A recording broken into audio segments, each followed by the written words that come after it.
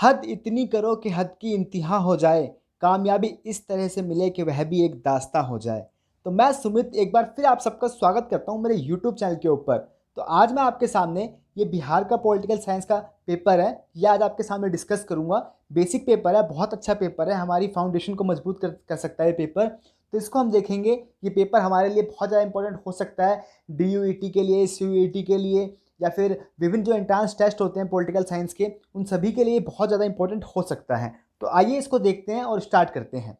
तो इसके अंदर पहला ही क्वेश्चन है, 1967 तक भारत में किस प्रकार की दलीय व्यवस्था थी। तो ये जो अवधारणा दी है, 1967 तक भारत में किस प्रकार की दलीय व्यवस्था थी, तो ये सिंगल पार्टी डोमिनेंस था, कांग्रेस पार्टी के डोमिनेंस था। और ये जो इसका जो सिद्धांत दिया था वो रजनी कोठारी जी ने दिया है। रजनी कोठारी जी ने कांग्रेस सिस्टम दिया था, आप याद रखें, कांग्रेस सिस्टम रजनी कोठारी जी ने दिया था। और कास्ट के ऊपर रजनी कोठारी जी ने बहुत काम किया है, तो ये भी चीज़ आप याद रखें। तो इसका पहला जो ऑप्शन था, एक दलीय अधिपत्याय दल व्यवस्था थी भारत के अंदर 1967 तक।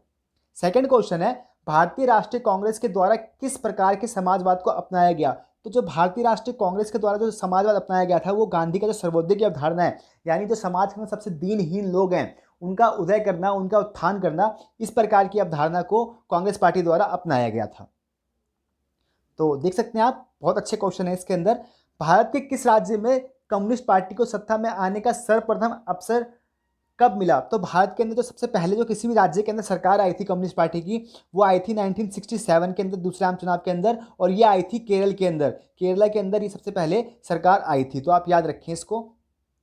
थर्ड क्वेश्चन है, भारत के प्रथम गैर कांग्रेसी प्रधानमंत्री कौन थे। तो भारत के जो प्रथम गैर कांग्रेसी प्रधानमंत्री थे वो मोरारजी देसाई जी थे। 1977 के अंदर जो इमरजेंसी के बाद जो पहली सरकार बनी थी उसके अंदर मोरारजी देसाई अध्यक्ष प्रधानमंत्री बने थे, और ये जनता पार्टी से संबंधित थे। तो ये थे पहले गैर कांग्रेसी प्रधानमंत्री। निम्नलिखित में से किसे वाम पार्टी की कोटि में रखा जा सकता है। तो वामपंथी जो है लेफ्टिस्ट पार्टी, आप जानते हैं कम्युनिस्ट पार्टी ऑफ इंडिया, भारतीय कम्युनिस्ट पार्टी लेफ्टिस्ट पार्टी है। संविधान सभा के प्रारूप समिति के अध्यक्ष कौन थे। तो जो कौन चुने गए थे, तो ये थे डॉक्टर अंबेडकर जी को संवैधानिक प्रारूप समिति का अध्यक्ष चुना गया था। और जो BN राव थे ये संवैधानिक सलाहकार थे।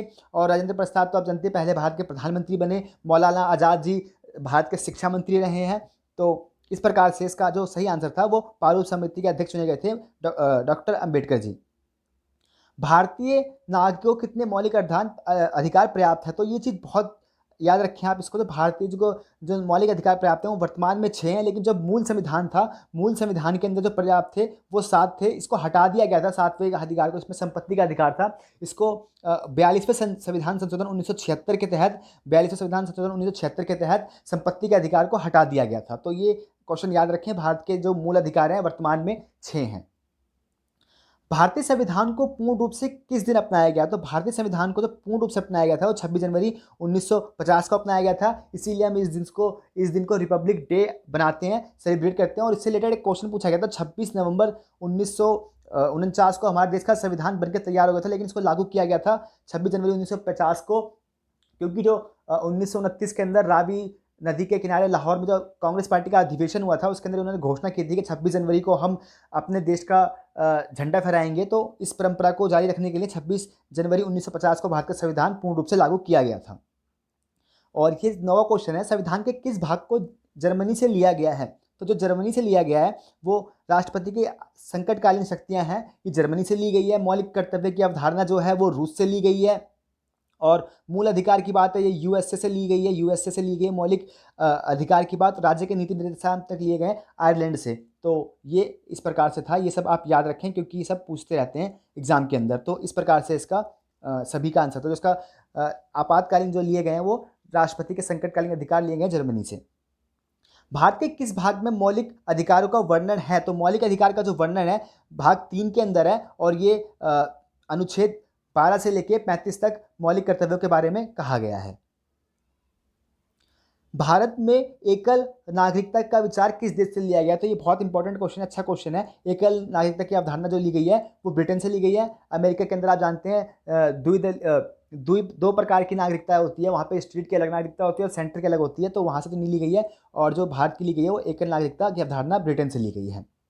भारत में कितने राज्यों में द्विसदनात्मक व्यवस्थिका है? तो ये तो अब चेंज हो गया, क्योंकि पहले इसके अंदर जम्मू कश्मीर भी था, तो उसको हट गया है अब। तो जो भारत के अंदर अब रह गए हैं, उत्तर प्रदेश रह गया है, बिहार रह गया है, आंध्र प्रदेश है, और महाराष्ट्र है, तेलंगाना है। तो ये जो स्टेट है इसके अंदर द्विसदनात्मक व्यवस्था है। कर्नाटक भी है शायद, जितना मुझे पता है। तो आप एक बार चेक कर लें इसको, क्योंकि ये अभी चेंज हुआ है, JNK को हटा दिया गया है, तो अभी वहाँ पे तो लेजिस्लेटिव असेंबली ही है। तो आप एक बार चेक कर लें इसको एक बार।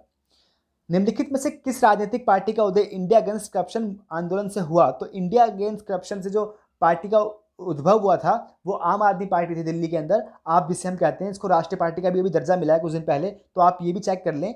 तो इसका जो सही आंसर है वो बी सही था।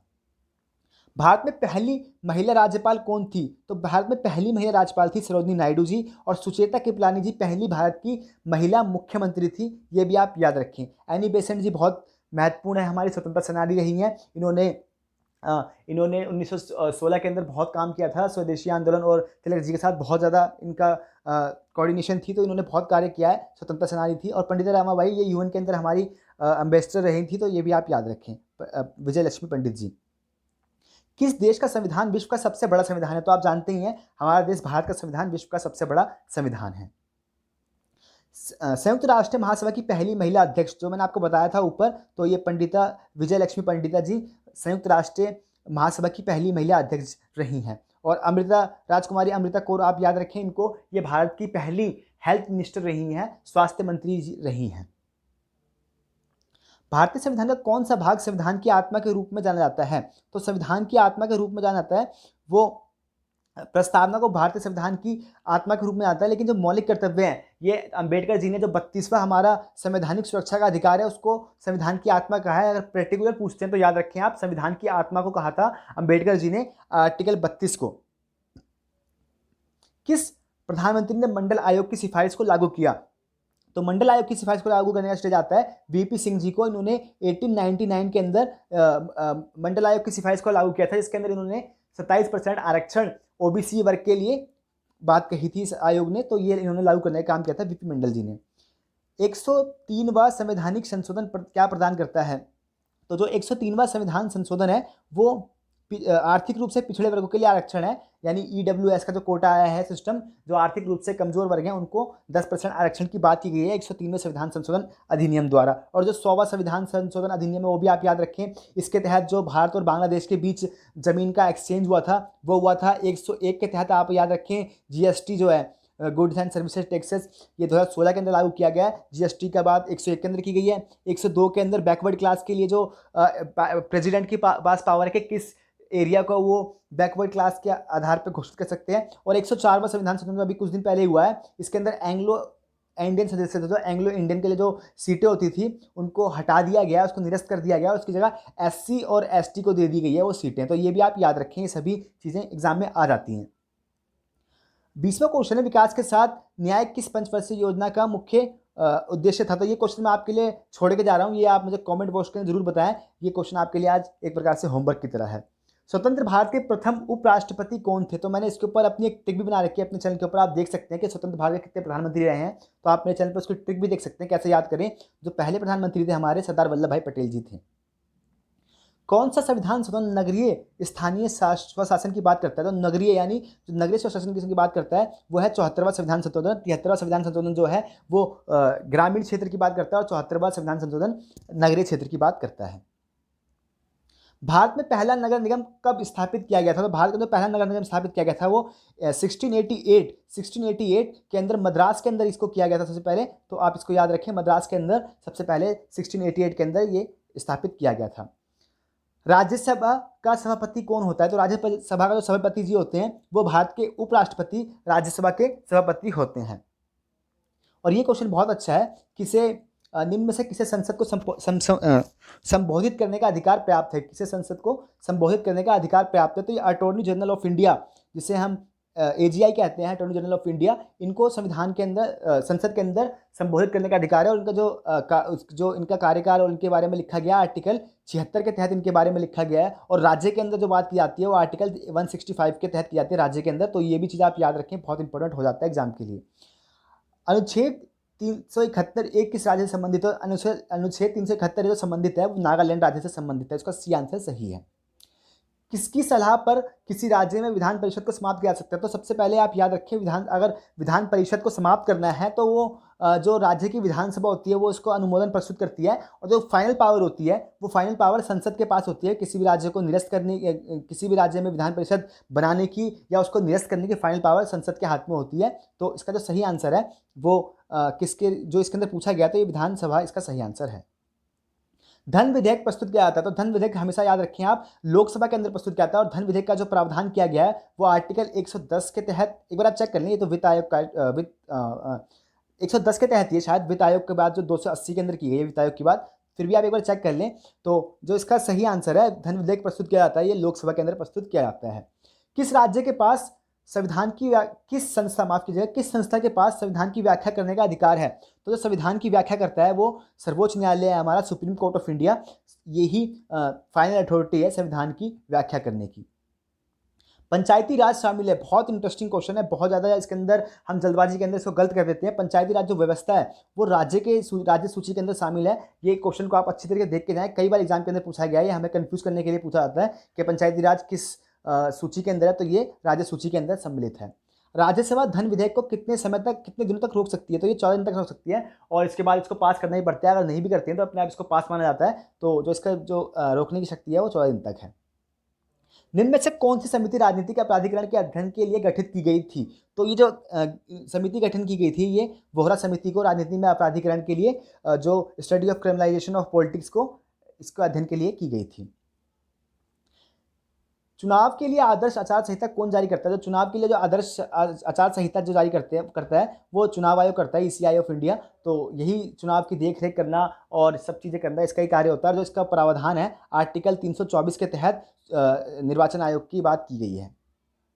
शून्यकाल संबंधित है, तो शून्यकाल जो है वो संसद के अंदर जो वाद विवाद होता है किसी मुद्दे के ऊपर, तो ये संबंधित है संसद से। राष्ट्रीय मानवाधिकार आयोग की स्थापना कब की गई? तो ये की गई थी भारत के अंदर राष्ट्रीय मानवाधिकार आयोग की स्थापना 1993 के अंदर। पंचायती राज व्यवस्था का सबसे महत्वपूर्ण स्तर कौन सा? तो पंचायती राज व्यवस्था का सबसे महत्वपूर्ण स्तर है ग्राम के स्तर पर, ग्राम पंचायत जिसे हम बोलते हैं, सबसे महत्वपूर्ण स्तर है पंचायती राज व्यवस्था को। इसको 3 टायर के अंदर बांटा गया है, फर्स्ट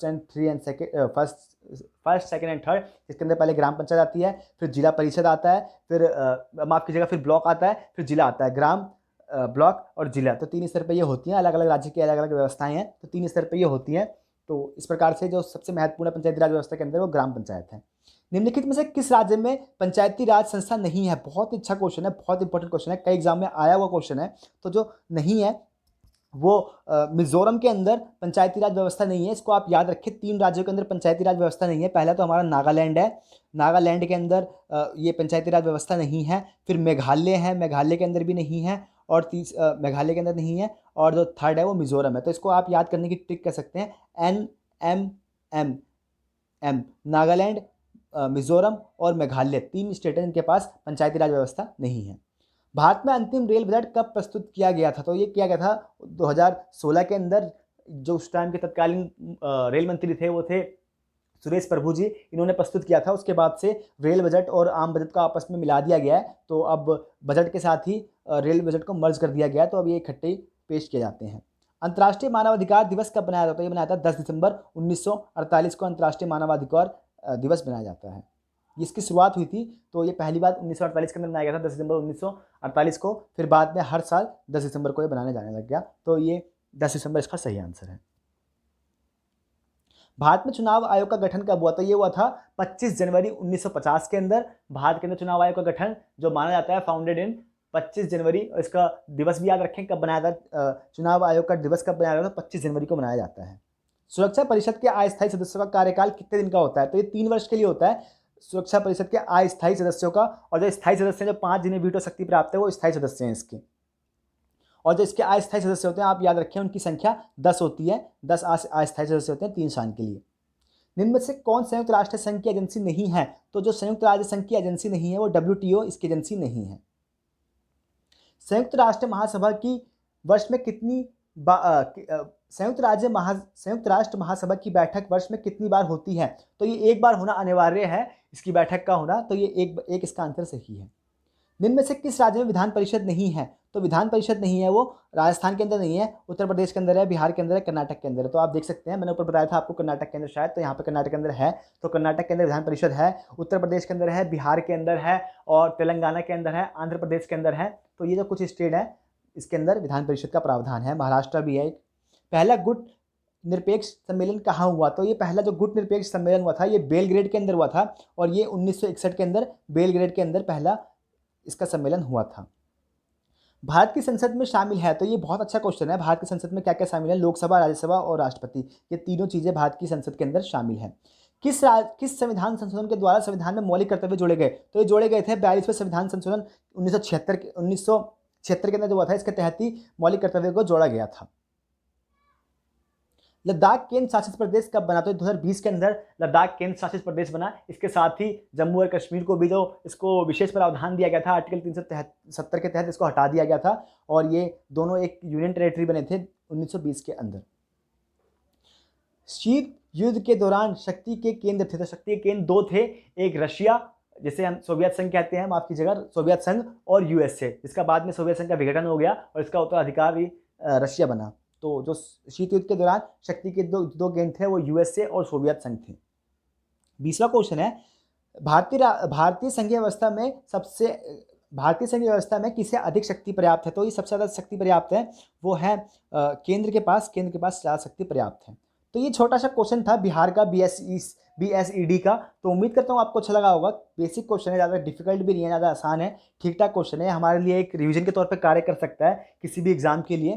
तो उम्मीद करता हूँ आपको अच्छा लगा होगा। कुछ कमी रहेगी तो मुझे कमेंट करके जरूर बताएं, मैं उसको आने वाली वीडियो के अंदर सुधारने का जरूर प्रयास करूँगा। आपने मेरी वीडियो को देखा इसके लिए तहे दिल से आपको धन्यवाद। अपना नाम रोशन कीजिए, अपने परिवार का नाम रोशन कीजिए और अपने देश का नाम रोशन कीजिए। इसी उम्मीद के साथ thank you so much for watching my video. दिल से आभार आप सभी का।